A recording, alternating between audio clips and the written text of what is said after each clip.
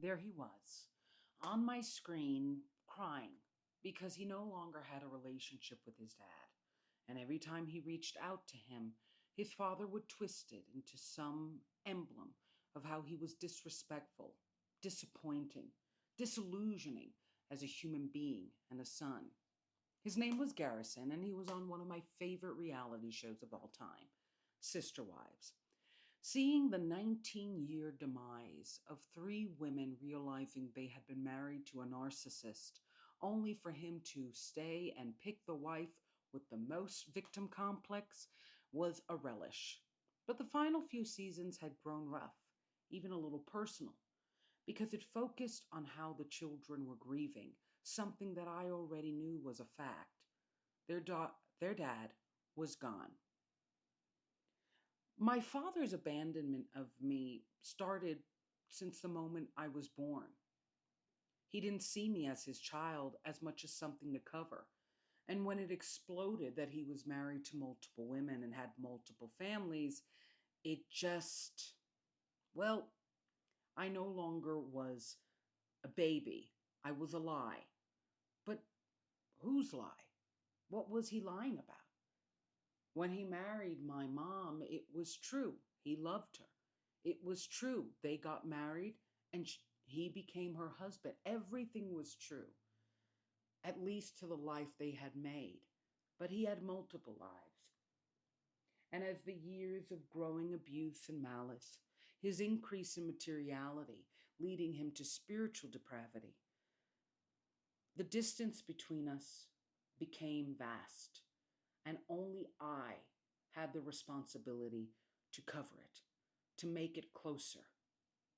I had to call him. I had to tell him he was great. If I made him feel bad, I had to apologize. I was in charge of him and me. Thus, when I saw Garrison, the eldest son, one of the elder sons, and eventually a suicide victim, I felt bad, like I wanted to write to him. In TikTok, they often call it parasocial relationships. How we build this invisible, imaginary dynamic with someone that we'd never meet just because of how we see their images on television, social media. Usually it's framed as toxic, but yet not everything has to be bad, nor is everything that is serious supposed to be responded to with lightheartedness. This was a serious reality series, and we were watching a serious demise. A bunch of grown children, still young, but old enough for their father to make them believe they were acting like babies, just because they still wanted him to show up and be a parent. As Garrison wept in frustration and angst and anger because his father just couldn't respect him or his intelligence, I did a video, a TikTok video, in kind of this strange bridge with a kid that would never know me, would never see me, but oddly felt like me. Near the end of my relationship with my dad, I was growing desperate because he did what Cody did. This odd thing of pushing people away so much, crossing their boundaries, degrading and humiliating them to the point that loving him was at the price of loving yourself. And I just couldn't take it anymore. I didn't want to hate me anymore. But that meant I couldn't love my dad.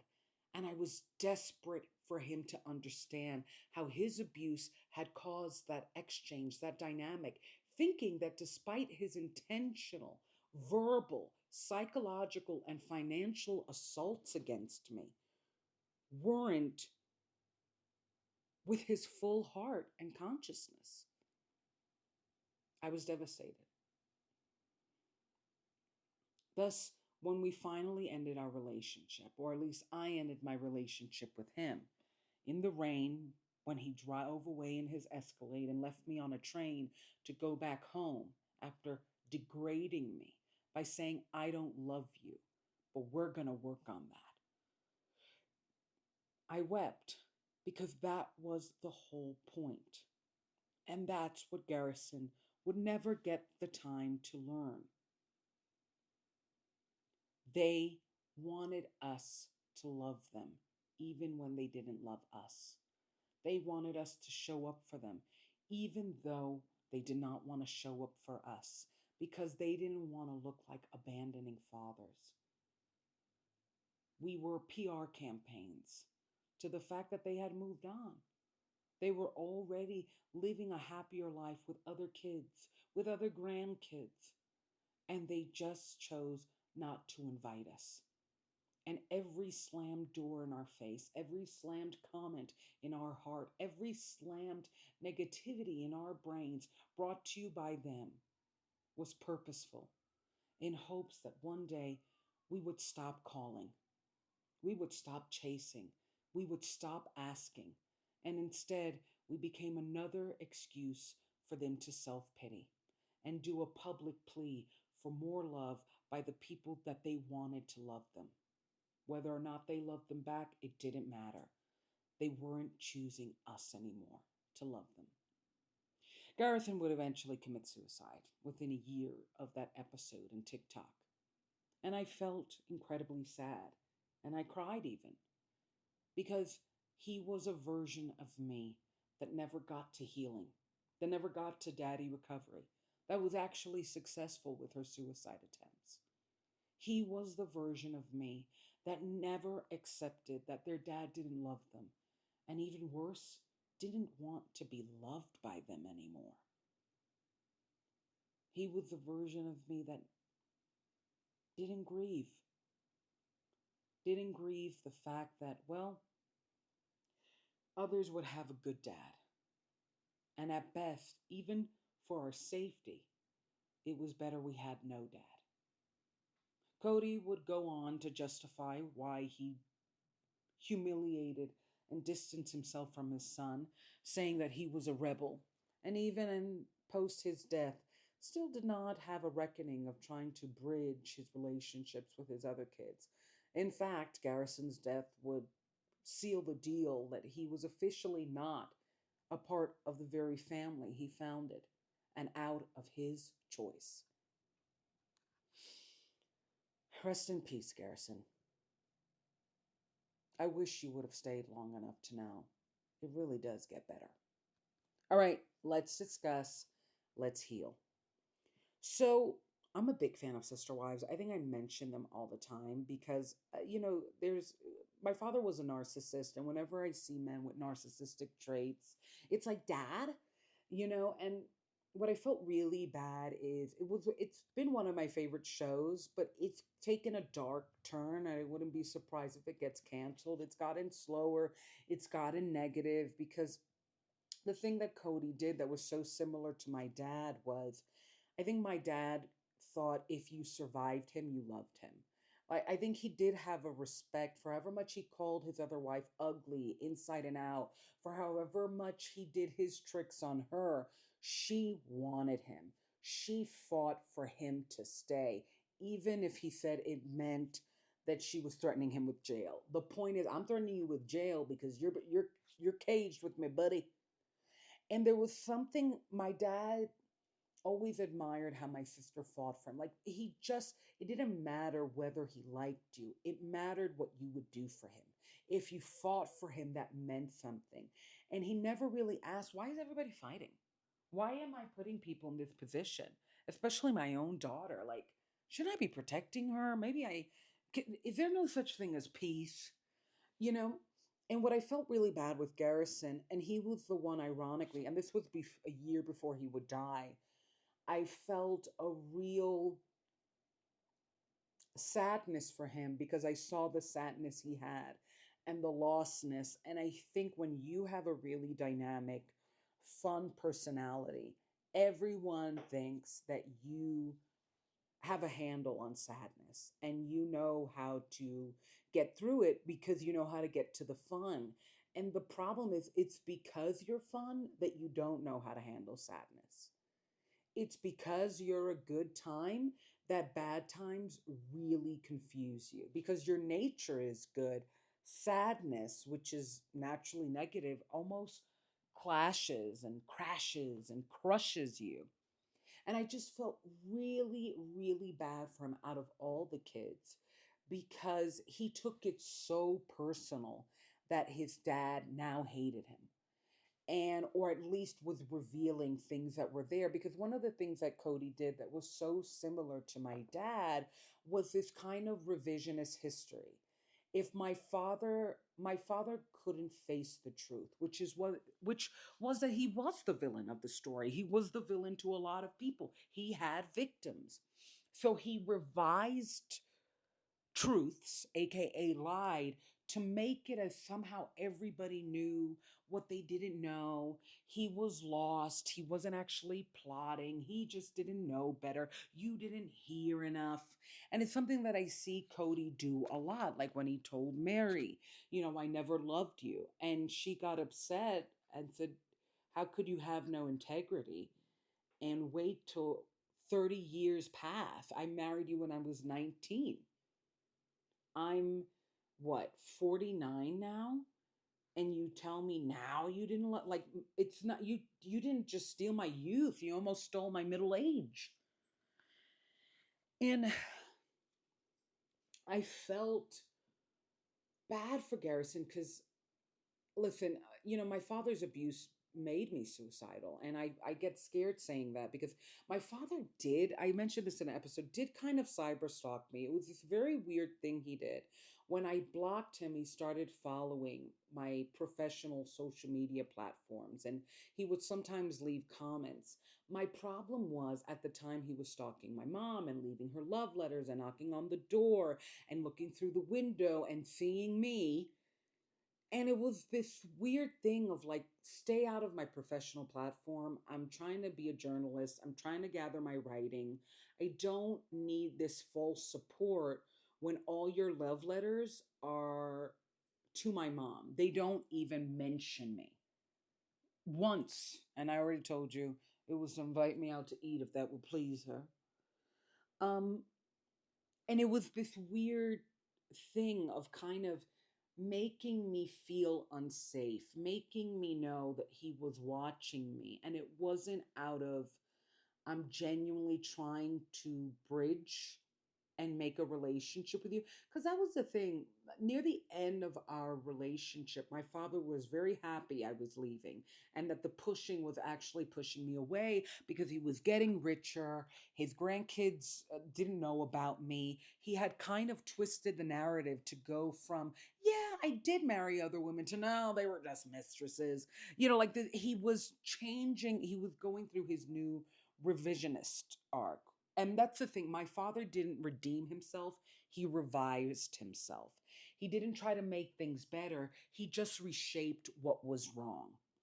And he was reshaping. And suddenly I was born a bitch and my mom was a hoe.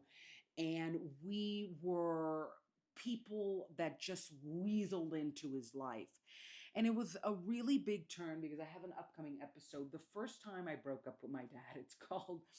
And that's when I mentioned that I recorded my dad, and this was the first time I did because we I was 16 and I remember the day.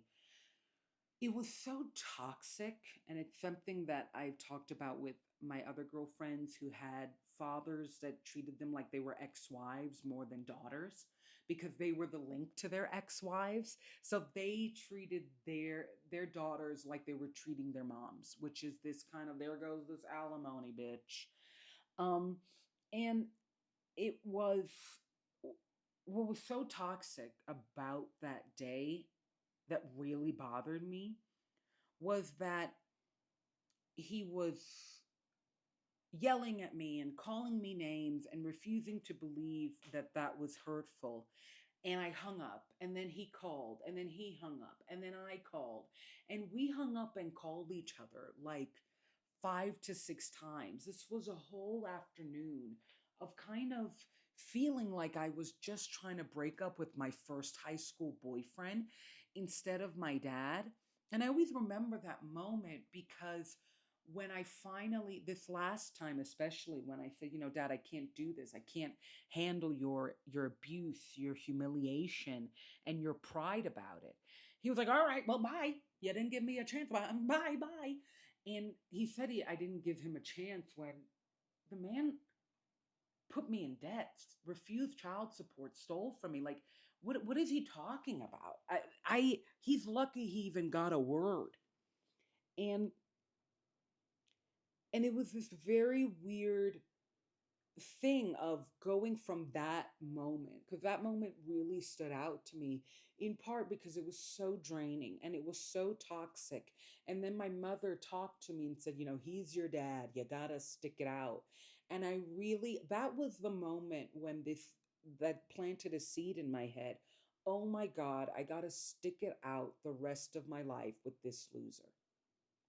This guy isn't my dad, this guy is my burden. I am dating a jerk and calling him Papa.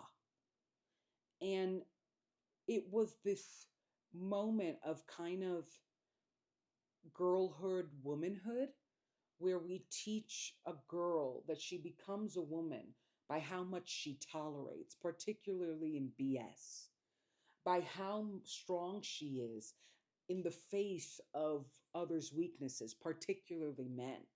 And it was like I was morally deficient because I didn't want to handle anymore his moral deficiencies. And that's when I started recording him so I could show him, but then we kept on calling back and forth, and then we finally settled. I cried for the 13th time that day. He called me sensitive, and the burning kettle got a bigger lid, because we didn't turn down the burner, we just got a stronger lid. And what I felt really bad for Garrison, and one of the things he was saying or really implying was this pain you feel at feeling your father is relieved that you're leaving, relieved that you're leaving him so he could rewrite the narrative and start a new narrative where he's a better person to new people, where he's the good guy to new people. And they don't need to know about his other victims, aka his children, because they're gone and they were crazy by their nature. And he was fighting for a relationship that his father had ended. And I think it's, there is a level of, you know, mothers are so important to framing how little girls define womanhood. And my mother had some really hot takes in perspective when you listen to Daddy Recovery, and the BS I tolerated, not only from my dad, but from exes and bosses and friends, and even myself, even my own BS. And I felt, it must have been this heavier or maybe a different heaviness because his father was his first example of a man. And for the most part, all his children say it. He was an exceptional, present, fun dad until he married his fourth wife. And he abandoned them for these other children and for her children. Everything became about her. And she's such a manipulative person because she does this very weird thing. I'm not involved, yet I'm informed about everything. I don't talk about anyone, yet I try to calm him down and tell him what to do. It's this weird kind of mentality of I could live in two houses without traveling between them. Without having a little short drive. I mean, even if you live next door to your other house, you still got to walk to the other one.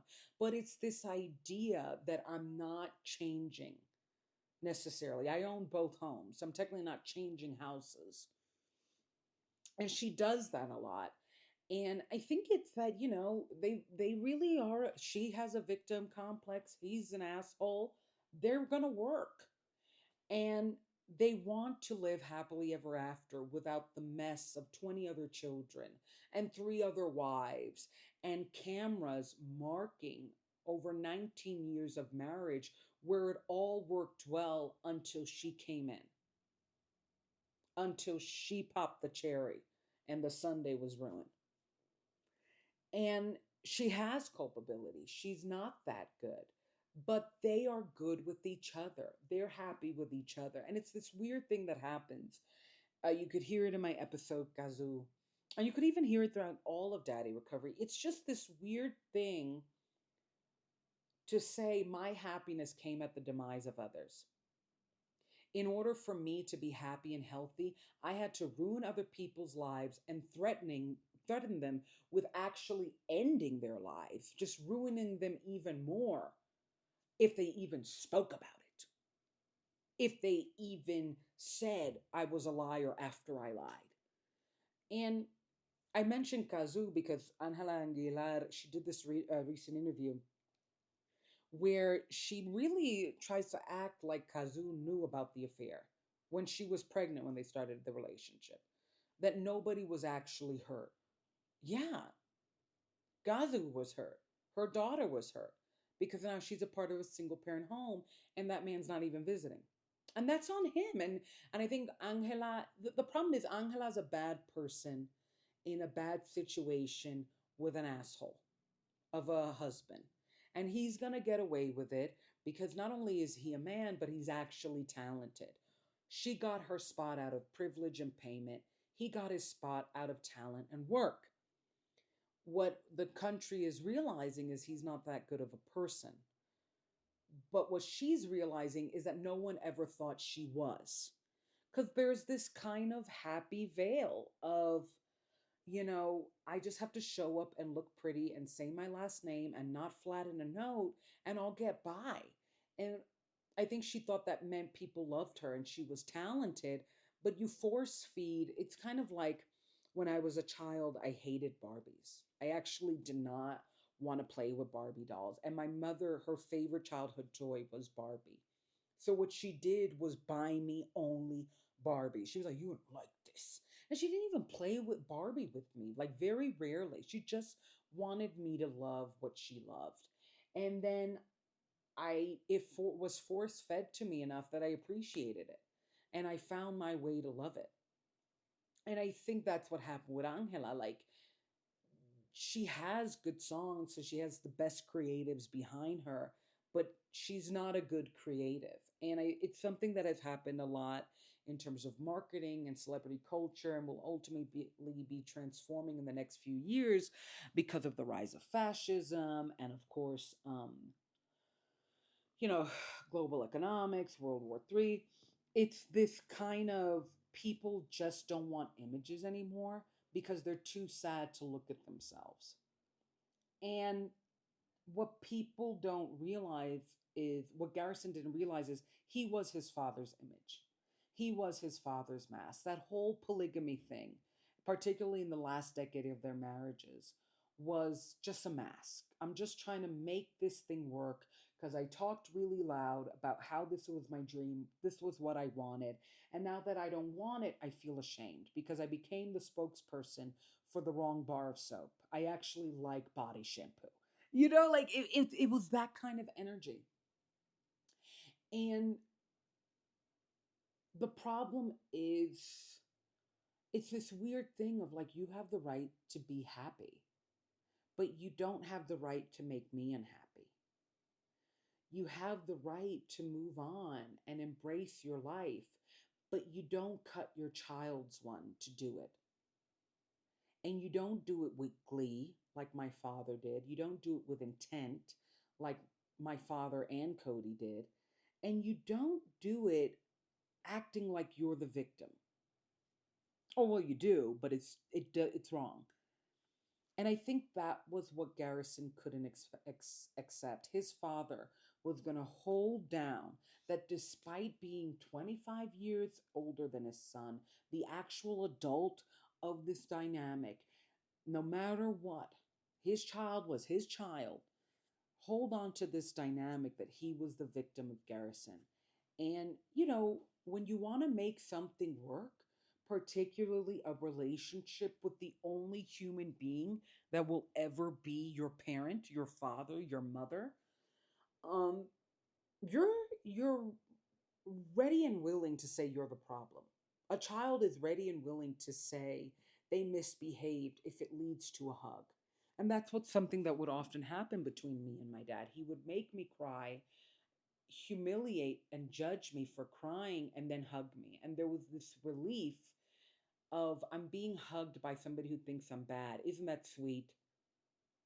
Somebody who treats me badly, thinks I'm bad, is hugging me. I guess I'm tolerable.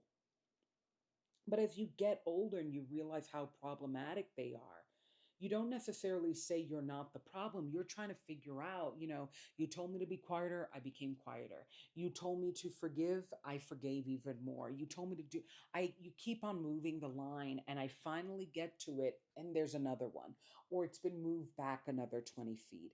And it's really hard as a child to accept your parent doesn't want you, especially as a young adult, because you still need guidance. And Cody just wanted to get to his happy ending and look like a good person because he was happy. He wanted, and that's where he felt annoyed. Because yes, he was happy. Yes, he was doing better. He was able to cut off everybody that he just didn't want anymore. But he wasn't able to say he was their victim.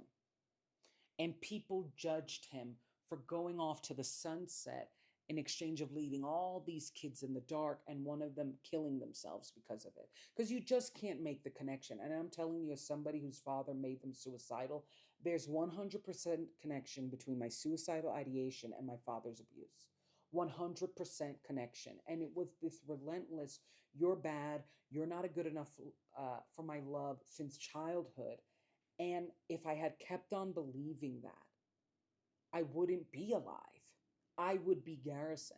And that's why I felt so bad from when he died, because he died thinking he was the problem when his dad was.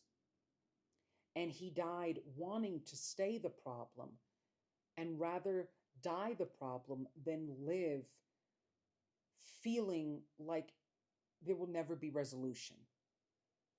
Never resolution between his dad, never resolution between himself and his dad, like just, and I felt it. I felt it. I understood it. And I felt really, really bad because his father would always like, his father just feels like a victim to his death. Like my dad painted the story that I left him and would use me. One of the reasons I thought my dad wanted to reconnect with me was because he was using me with my siblings. Oh, I grieve her. Oh, I miss her. I send her happy birthday text. And one thing that my dad didn't know, he said, I send you happy birthday texts every year, but you had me blocked. What he didn't know is that I would unblock him on my birthday. And he didn't text me.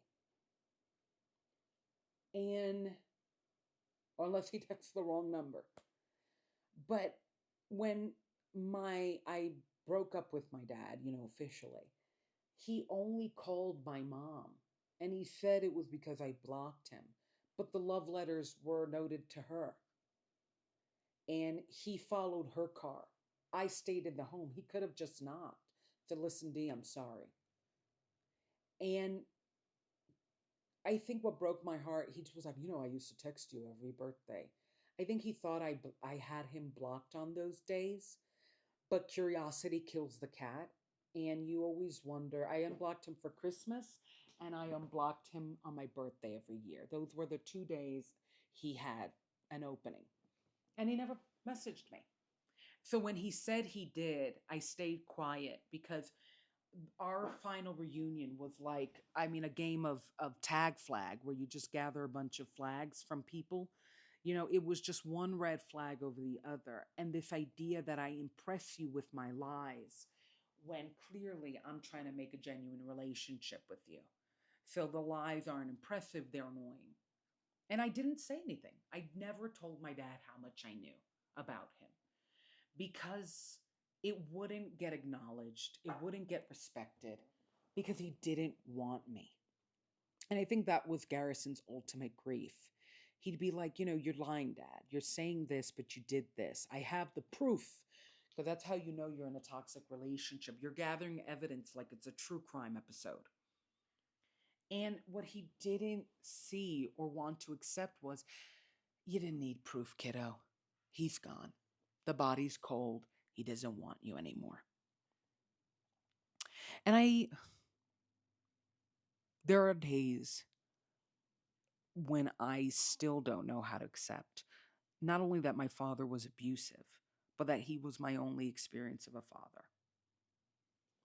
There are days when I don't know. I just can't believe I'm going to live a whole life, not only with this history of being abused by my dad, but just not knowing what it is to have a good one. Genuinely, like, I didn't have a dad that loved me. It was not my story. It was not my fate.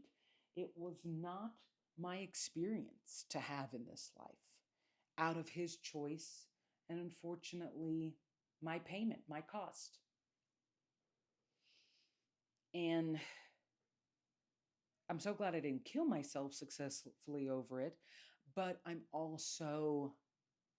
feel bad that Garrison did.